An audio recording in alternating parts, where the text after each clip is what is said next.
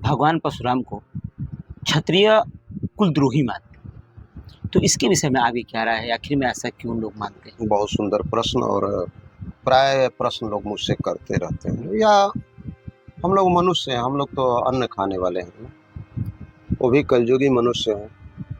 हम लोग तो डायरेक्ट एक तरह से प्रहार करते हैं, थोड़ा दाहिने बाएं भी सोचते नहीं।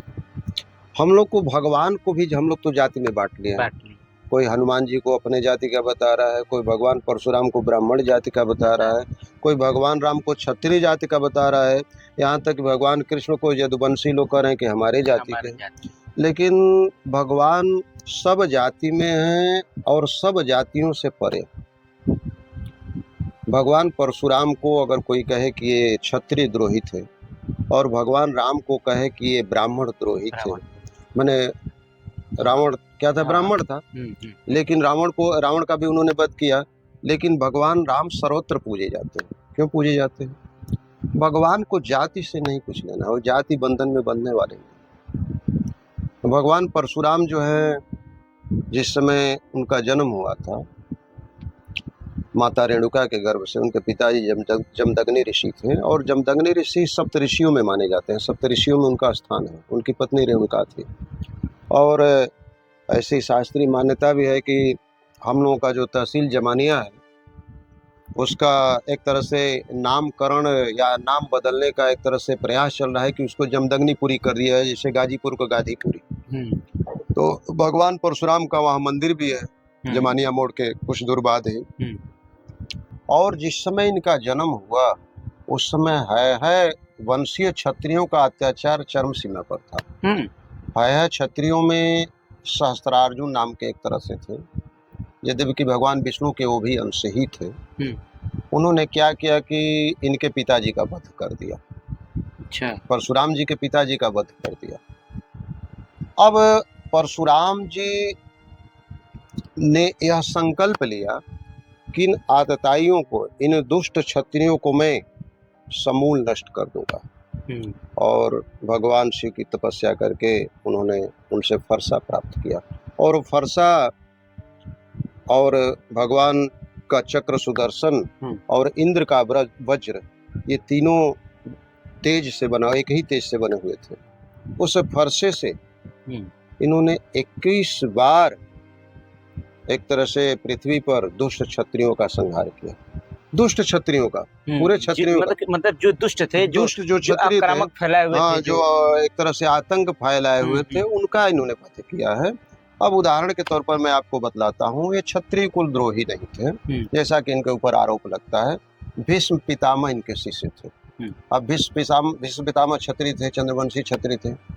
भगवान कृष्ण भी इनके शिष्य रहे हैं। कृष्ण के लड़के प्रद्युम्न भी इनके शिष्य रहे हैं। द्रोणाचार्य भी इनके शिष्य रहे हैं। कंस को इन्होंने धनुष दिया था, और धनुष दे करके यह भी बतलाया था कि जो इस धनुष को तोड़ देगा वही तुम्हारा वध करेगा। तो वही जब भगवान कृष्ण मथुरा में जाते हैं और उस रखे हुए धनुष को जब तोड़ देते हैं, तो कंस को भय हो जाता है कि अब लगता है कि हमारी मृत्यु अब निकट आ गई है। यही नहीं, सीता माता के स्वयंवर में जब धनुष भंग होता है और अपने गुरु के धनुष को टूटते हुए देख करके भगवान परशुराम दौड़े दौड़े चले आते हैं, और राम लक्ष्मण पर एक तरह से कुपित भी होते हैं। इसके बाद अपनी वैष्णव धनुष जो है राम के हाथ में देते हैं। राम सूर्यवंशी क्षत्रिय थे। भीष्म, आपके क्या नाम है, कृष्ण, प्रद्युम्न, ये सब चंद्रवंशी क्षत्रिय थे। अब सोचिए, अगर पूरे क्षत्रियों के द्रोही होते थे, तो यहाँ तक कि कर्ण को भी उन्होंने शिक्षा दिया। अगर ये क्षत्रिय द्रोही होते तो इनको अस्त्र शस्त्र कैसे देते, इनका क्यों नहीं वध कर देते, वो भी अपना। और कहा भी गया है कि यदा यदा ही धर्मस्य ग्लानिर्भवति भारत अभ्युत्थानं धर्मस्य तदात्मानं सृजाम्यहम् परित्राणाय साधूनां विनाशाय च दुष्कृतां धर्म संस्थापनार्थाय संभवामि युगे युगे। जब जब अधर्म बढ़ता है और धर्म की हानि होती है, तब तक परमात्मा किसी न किसी के गर्भ में, एक तरह से मनुष्य के रूप में या किसी के गर्भ में, किसी भी जीव जंतु के समयानुसार हमको कैसे पहुंचना है, अवतरण एक तरह से उनका होता है और आकर के इन आतताइयों का, इन दुष्टों का वध करते हैं और फिर अपना कार्य करके फिर जा करके अपने उस रूप में विलीन हो जाते हैं। तो यह धारणा एकदम निर्मूल है कि भगवान परशुराम जो है क्षत्रिय कुलद्रोही थे और भगवान राम जो है ब्राह्मणों के द्रोही थे। भगवान कभी भी जाति में नहीं रहे हैं, वो जाति से परे हैं, सब जातियों में हैं। इनको जाति के चश्मे से देखना हमारी अज्ञानता।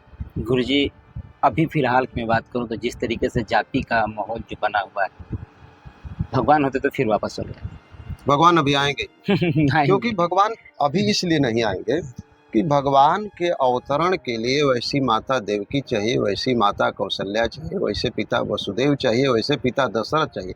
आज बताइए रील्स वाले दुनिया में तो हमें नहीं लग रहा है गुरुजी ऐसी माता मिली। किस नारी में आप देवकी को देख रहे हैं, किस नारी में कौशल्या को देख रहे हैं, किस पुरुष में आप दशरथ को देख रहे हैं। दशरथ जो 10 इंद्रियों पर एक तरह से लगाम रखता है, वही काबू दशरथ। बताइए कौन इसमें? तो न दशरथ कोई बनना चाहता है, न कोई कौशल्या बनना चाहता, तो भगवान अवतरण कैसे लेंगे?